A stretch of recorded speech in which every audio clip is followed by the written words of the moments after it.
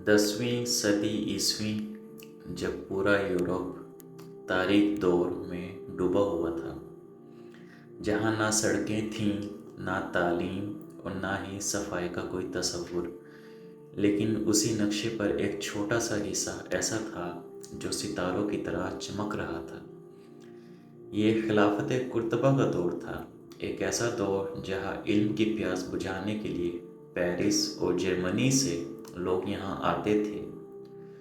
आज हम उस इंदलस की बात करेंगे जो सिर्फ एक सल्तनत नहीं थी बल्कि एक आलमी तहजीब बन चुका था। अस्सलाम वालेकुम, कैसे हैं आप सब? उम्मीद करता हूँ सब बिल्कुल ठीक ठाक होंगे, खैरियत से होंगे। इंदलस सीरीज़ की तीसरी एपिसोड में आप सबको खुशामदीद। बात करेंगे अब्बास इब्न फरनास की, जिसे तारीख सिर्फ एक साइंसदान कहती है मगर वो एक ख्वाब देखने वाला इंसान था। अब्बास इब्न फ्रांस, जिसने दुनिया को सिर्फ पढ़ना नहीं सिखाया बल्कि उड़ना भी सिखाया। 875 ईस्वी में इसने रेशम और परिंदों के परों से बने एक ख़ास ढांचे को पहना। वो कुर्तबा की एक पहाड़ी पर खड़ा हुआ और हज़ारों लोगों के सामने उड़ान भर ली। वो कई मिनट तक हवा में मौलिक रहा। ये इंसान की पहली बाकायदा परवाज़ थी।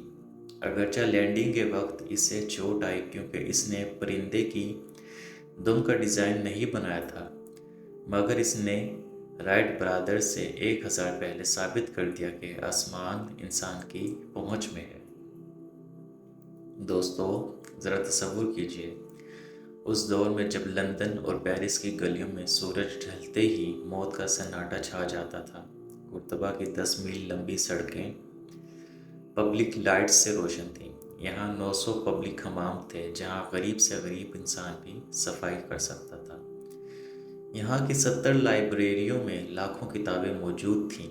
खलीफा अल हुक्म सानी का कुतुब खाना इतना बड़ा था कि इसकी फहरिस्त ही कई जिल्दों पर मुश्तमिल थी। यहाँ इल्म किसी एक मज़हब के लिए नहीं था। ईसाई, यहूदी और मुसलमान एक ही मेज़ पर बैठकर फ़लसफ़ा और रियाज़ी पर बहस करते थे। लेकिन इंदलस की तरक्की सिर्फ उड़ने या किताबें लिखने तक महदूद नहीं थी। तिब की दुनिया में एक ऐसा नाम उभरा जिसे मगरिब अबुल अकासिस कहता है, मगर उनका असल नाम अबू अल कासिम अल ज़ुहरावी था। उन्होंने सर्जरी के 200 से ज़ायद आलात ईजाद किए। आपको ये जानकर हैरत होगी कि ज़ख्मों को सीने के लिए इस्तेमाल होने वाला धागा और कई जुराही के तरीके आज भी उन्हीं के बताए हुए असूलों पर चल रहे हैं।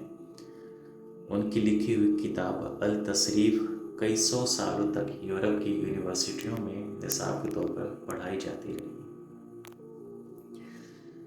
ये इंदलस का वो चेहरा था जिसने यूरोप को अंधेरों से निकाला। लेकिन सवाल ये है, जब मुसलमान इतने ताकतवर और इल्म में आगे थे तो फिर ऐसा क्या हुआ कि ये सब कुछ ख़त्म हो गया?